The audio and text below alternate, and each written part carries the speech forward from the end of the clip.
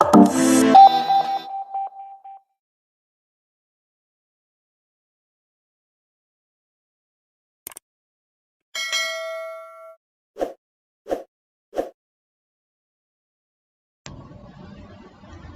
guys, so yeah, welcome to another Cyber Defenders Challenge.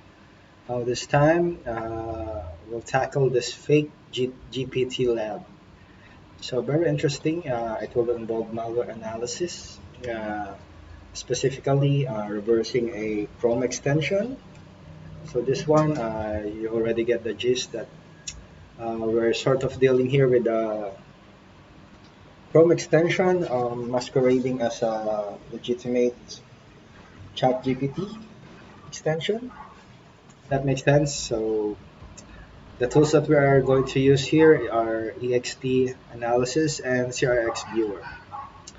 And yeah, the tactics involve credential access, collection, command and control, and exfiltration.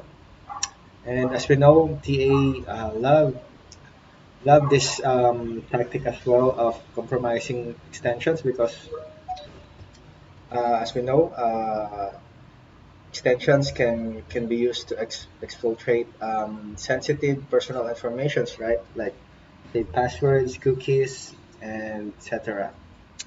So without further ado, let's deep dive in. So first, we need to download the lab files, and we can unzip it using cyberdefenders.org. Okay. So so fast forward, I've downloaded it. Save you the time of waiting.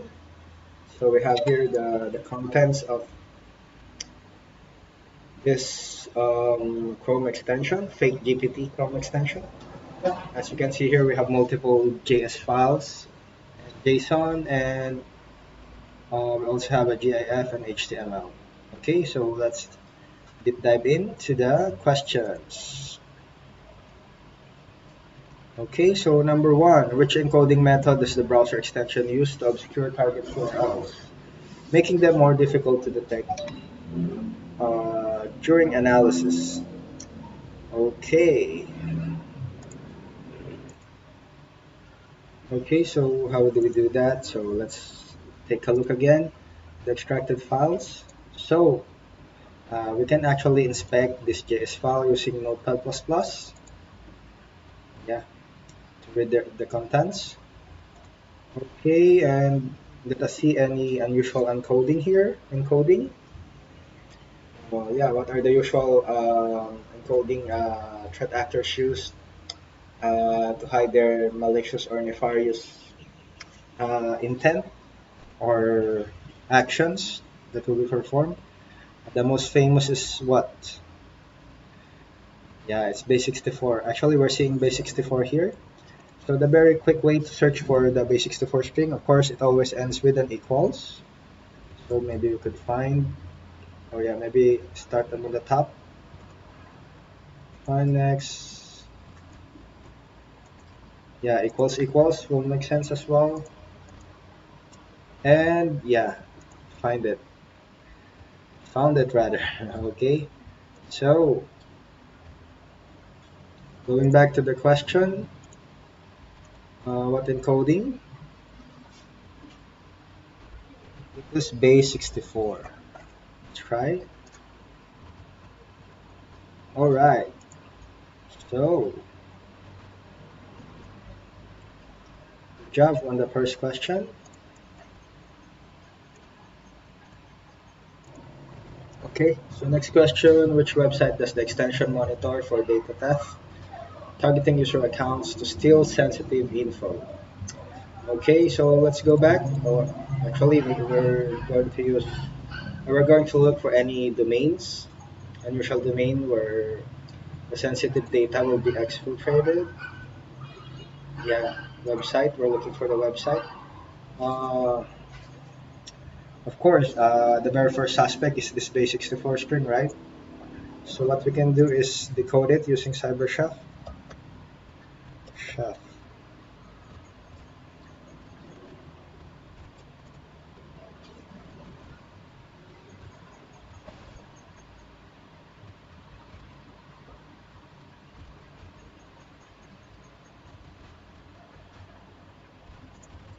Okay, give it a moment to load. I found now. Okay. Right, simple paste that base64 screen and use the recipe from base64. And yeah, we got this wonderful domain, very famous one called facebook.com. All right. Okay, so number third question rather, which type of HTML element is utilized by the extension to send stolen data?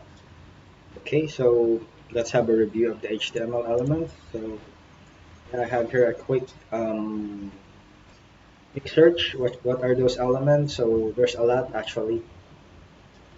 Yeah, just like the base, head, link, body, address, article, yeah, text, like yeah, the div, DL, so forth and so on. Sub inline semantics, yeah, we have images and multimedia, etc., etc. So this one we're going to look for again on the JS file. So let's see here. So what does it use to send right the stolen data? So we already know that this is Facebook.com. Let's just follow where the exfiltrated data are being sent. So actually, if you are attentive to details, we could actually see here something like yeah down below send to server. So yeah, send to server and then encrypted payload. So again, if you follow it down further, encrypted payload here. There's another function processing it. Then yeah, another send to server around here. And yeah, we could already see here, yeah, bar image source, okay. Then document that body, that append. Okay, so I think we almost have a context here, what's happening. So as you can see here, document that body, that append child. So what I should try to do, let's have a quick look. Document that append child. Okay, if we have a quick search, what it's trying to do, append an item to list. Okay, to another. Okay, okay, but as you can see here, it's utilizing what HTML element?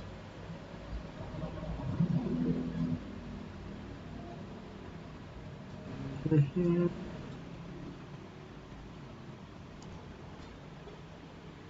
Node, yeah, okay. But yeah, going back, what is it trying to append?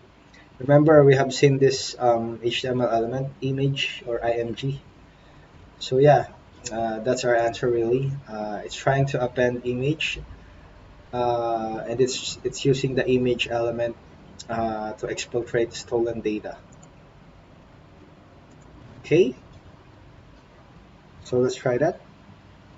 As you can see here, the hint is since it's an HTML element, has to be enclosed by this open and close brackets. Okay, and then we got it. That's how we got the third question.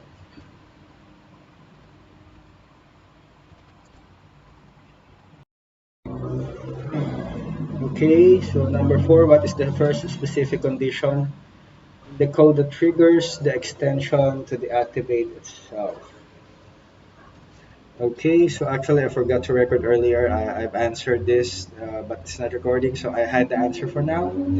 Okay, so again, being it a malware in the form of Chrome extension, malware always has defenses against reverse engineering or yeah malware analysis. Of course, this is to avoid or evade detection and ultimately being removed from the infected machine. So in this case, yeah, we're looking for something like that, anti-forensics or self-defense.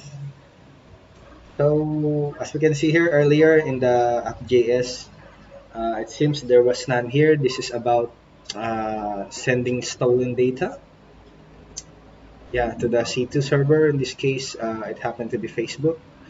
So we have to inspect the other JS files, maybe here. Okay, is there something here that's related to deactivating itself due to certain condition? Seems there's none, but this might come handy later on in the succeeding question. Seems like a password of some sort. So that's that. There's another JS file here called loader.js. So let's see here. All right, this now catches our eye. We have seen this in the malware executables as well, checking for virtual environment. If it's running on virtual environment, it will kind of do something to avoid further analysis or will not execute fully. In this case, being a Chrome extension, it will deactivate itself if the navigator plugin length equals 0 or headless Chrome. Meaning if it's being reverse engineered on a virtual environment, it will deactivate itself. So yeah, I think we just found our answer here, and this is actually the correct answer. Right here. Right? Okay, next question. Which event does the extension capture to track user input submitted through forms? Okay, okay, for this one, sort of a bit, we need a bit of knowledge how JavaScript works. So when we see something like this, document that event at event listener, then we see here submit, and then the function event. So how do we actually um, read this? Okay, perhaps some googling will help here. So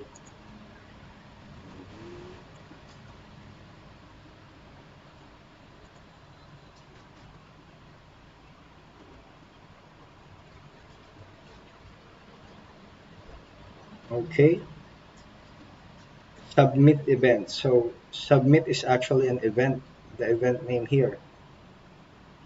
So yeah, why did I check this? Because underneath it, you can see that for this event, this is the one capturing the key details like or such as username, email, and password.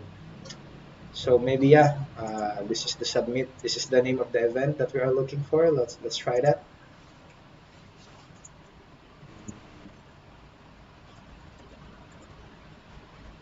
Okay, there you go. Okay, next question. Which API method does the extension use to capture and monitor user keystrokes? So again, tracing back to the JavaScript files involved, app.js is the one that stands out because this is the one that involves stolen data, right? Data exfiltration. And this is the one that we found earlier. If you remember, guys, the from data were used to capture username, email, password.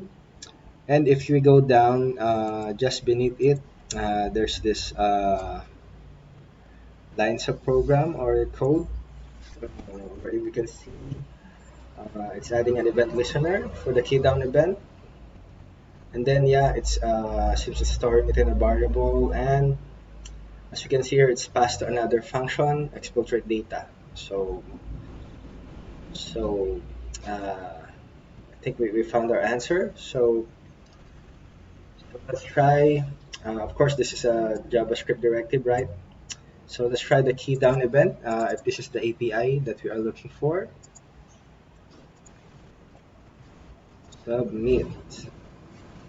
Okay, so that does it. for that one.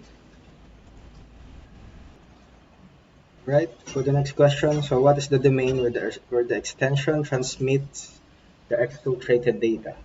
So it's a very good question because it allows us to really connects everything how this malware work, which is we can say that kind of belongs to InfoStealer family, the way it behaves. So this one, let's go back to the app.js. Just beneath it, actually we can see here exfiltrate credentials, and just beneath it, if you are keen to details, of course there's a super secret key there, might be useful later. And finally, we have this send to server. So since a very obvious function, and there's an image source there, it's sending it to this domain mo.lshady.com, and as you can see here, it's appending it to the data endpoint. It's appending it whatever is the encrypted data or the captured data from the above. So the answer is mo.lshady. Let's try this. We're just being asked for the domain, not the full URL. So let's just remove the other one. Right, and that's the answer for that one. Okay, so next question, which function in the code is used to exfiltrate user credentials, including the username and password? Oh, again, involving the app.js, which involves functions related to data exfiltration and key logging. Actually, this one. So yeah, let's go back to the form data. So this is the part capturing username, email, password. And if you go below down, remember this is the one capturing the keystrokes. And this is the function that we are looking for. As you can see here, it's pretty obvious, exfiltrate credentials, and it's passing on the username and the password captured. Okay. And whatever it passes on to the encrypted payload, and it's being sent to the send to server function. If we tie it up again, remember the send to server, this is where the capture data are being sent. So this is the answer. Let's try. Of course, this is not gonna be that straightforward when you encounter real world um, malicious Chrome extensions. So there will be various encoding or obfuscation. It's not gonna be this easy to analyze. Oh, sorry. Remove the function.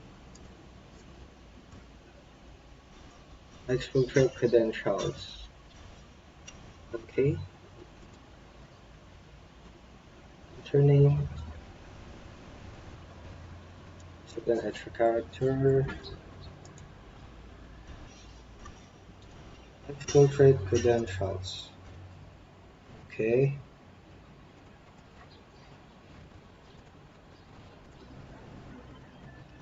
Okay. Might just be some spacing issue here. This definitely should be the answer. Okay, I'm not sure why. Okay, let's see. Okay, okay, yeah, just checking this further. Okay, answer format, as we can see here, I think we got it right. Oh, okay. There's a semicolon. Oh, yeah, because it's a function. So let's try. Okay, there we go. All right, so yeah, I thought we're not on the right track there. So yeah, that's settled then.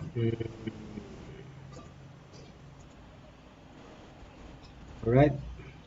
Next question would be which encryption algorithm is applied to secure the data before sending? Again, okay. So again, we'll be dealing still with app.js. This is the one involved in filtrating data and encrypting it before sending to the uh, collection server.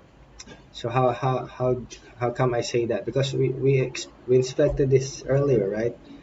There's exfiltrate data, and as you can see here, there's a function encrypt payload just underneath it. Okay, maybe there's a hint here about the encryption. Encrypt, so super secret key. So most likely this is the password for the encryption. Okay, the next line.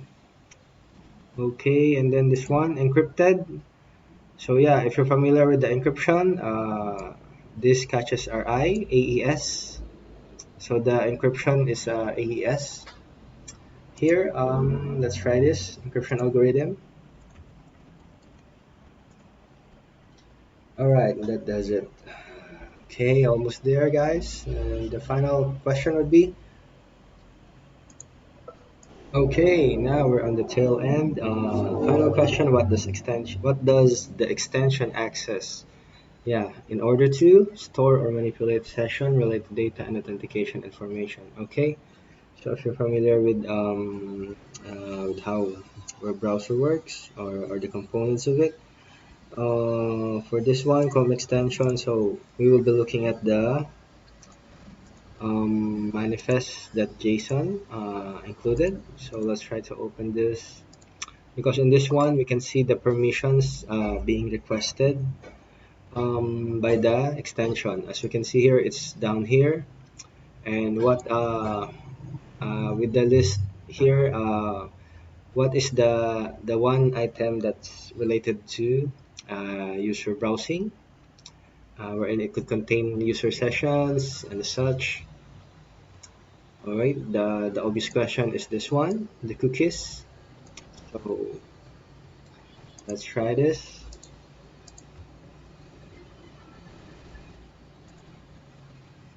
All right, and we got the right answer there. So yeah, if you're not familiar with cookies, so yeah, um, I would suggest you have a quick Google search. What does it contain? But when you read anything about browsing session involving cookies, so yeah, that it's kind of how do you say this? Like yeah, it's in the tip of my tongue. It's like breadcrumbs. Yeah, breadcrumbs of user browsing sessions. So anyway, yeah, we're done. Congratulations joining me in another challenge, and see you on the next one.